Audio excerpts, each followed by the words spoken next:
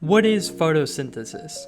Photosynthesis is defined as the process by which plants turn light, typically from sunlight, into energy to fuel the plant.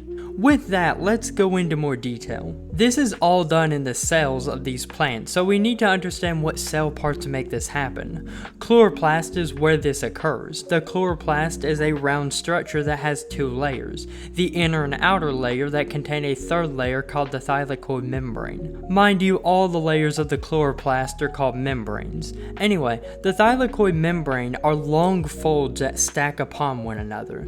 This contains the chlorophyll. Chlorophyll are the pigments in the chloroplast that take in some light and reflect others. The main pigment, called chlorophyll A, takes in all the light but green light, which it reflects. That is why plants are green.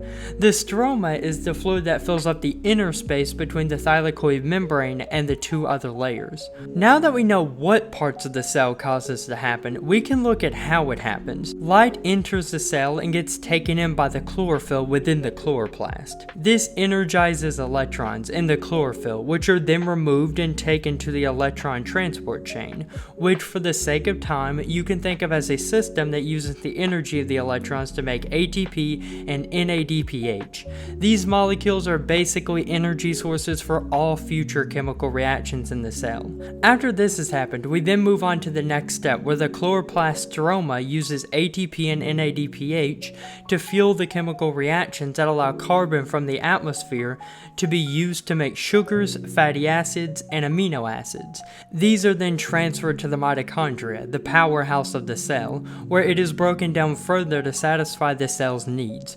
For this video, I focused on plants, but it isn't solely plants that are photosynthetic, which you can read more about in my main source if you are interested.